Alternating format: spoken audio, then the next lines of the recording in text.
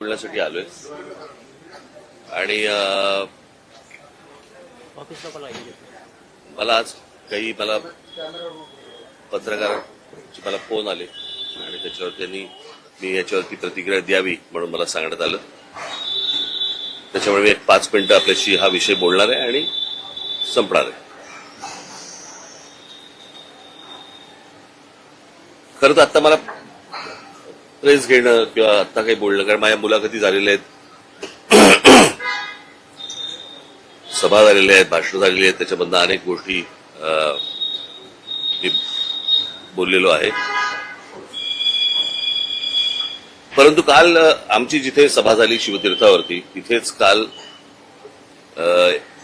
देवेंद्र फडणवीस आणि एकनाथ शिंदे आणि बाकी सगळ्या मंडळींची एक सभा झाली आणि त्याच्यामध्ये देवेंद्र फडणवीस असं म्हणाले की राज ठाकरे जे गौतम अदानीबद्दल जे बोललेले आहेत, तर त्याच्यामध्ये मग त्यांनी टाटा, अंबानी आणि इतर सगळ्या उद्योगपतींचा पण विषय काढला आणि त्या उद्योगपतींचं देखील ग्रोथ झालेली आहे अशा प्रकारे त्यांनी गोष्ट सांगितली.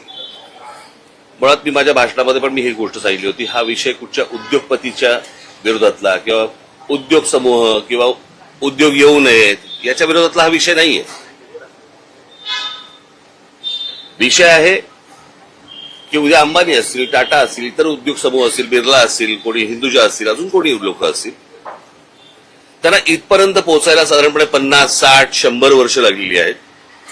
पण यांच्याही पलीकडे एक माणूस जातो आणि तो 10 वर्षातच फक्त मोठा होतो. माझा विषय तिकडे आहे. म्हणजे उद्या तुमचं सिमेंट पासून, स्टील पासून, पोर्ट्स पासून, एअरपोर्ट्स पासून, विजेपासून या सगळ्या गोष्टींची मोनोपॉली ज्या वेळेला एका माणसाकडे यायला लागते, त्यावेळेला एखादा माणूस हा या देशाला वेठीस धरू शकतो आणि त्याला सगळ्या गोष्टी पुरवणारं हे केंद्र सरकार ज्या वेळेला असतं आणि त्यांना ज्या वेळेला केंद्राकडनं ज्या वेळेला पूर्णपणे एक रेड कार्पेट असतं आणि कुठेही जा आणि काही करा. माझा आक्षेप इकडे आहे. उद्या उद्योगधंदे वाढले, उद्योगपती वाढले, उद्योग आल्यानंतर इथे रोजगार निर्माण होतो. रोजगार निर्माण झाल्यावरती बाबा घरं उभी राहतात, मुलं मुली उभी राहतात, त्यांना नोकऱ्या मिळतात, त्यांचे संसार उभे राहतात. त्याच्यामुळे उद्योगाला विरोध आहे वगैरे हे असल्या मूर्खपणा माझा बोलण्यातनं नव्हता आणि नाही आणि येणारही नाही कधी.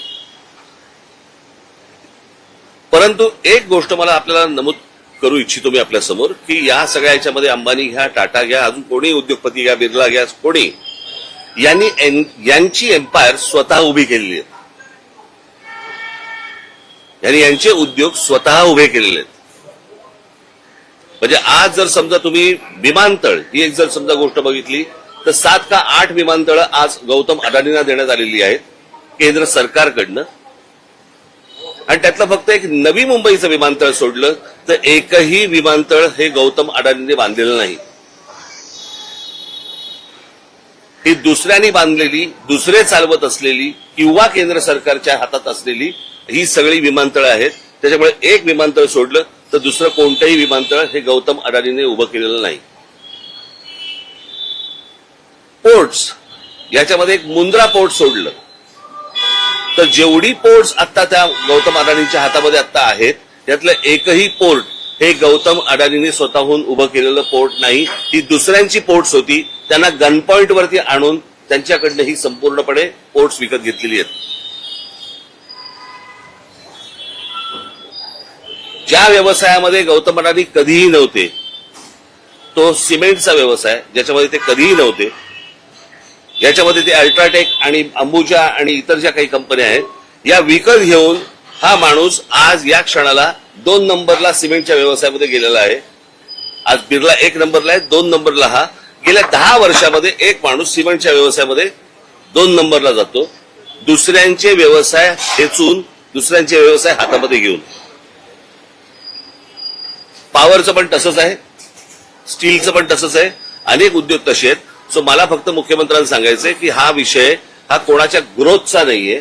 ग्रोथ कशी होतीये,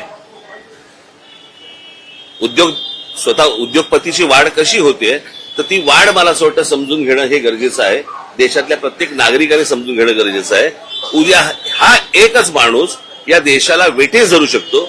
याचं उत्तम उदाहरण जर समजा आता आपल्याला बघायचं असेल तर जे या देशामध्ये आता इंडिगोने केलं संपूर्ण सगळा देश अख्खा स्टँड स्टीलवरती आणला आणि सगळी विमानतळ ज्यावेळेला आज बंद झाली, 65% आज हवाई वाहतूक ही एकट्या इंडिगोकडे देण्यात आली आणि त्याच्यातनं एका एअरलाईनने व्यवसाय बंद केल्यानंतर किंवा ठप्प केल्यानंतर देशाचे काय हाल होतात हे आपण पाहिले.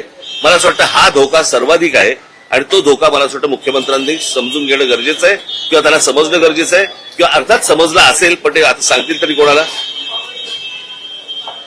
तर ही गोष्ट प्रामुख्याने मला असं वाटतं की लोकांसमोर जाणं गरजेचं होतं आणि हे उद्योग उभे करत असताना गौतम अदानींना अर्थसहाय्य कुठून झालं, कोणकोणत्या बँकांना आणि कोणकोणत्या इतर इन्स्टिट्यूशन्सना यांना अर्थसहाय्य करायला लावलं.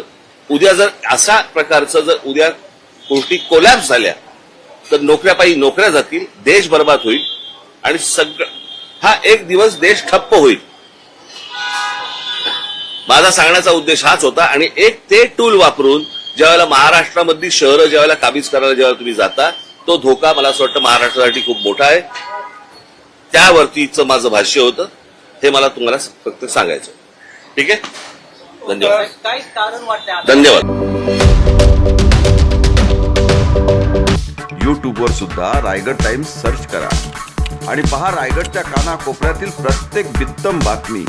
आणि हो, लगेचच सबस्क्राईब बटनवर क्लिक करायला विसरू नका. रायगड टाइम्स, आपलं चॅनल, आपला आवाज.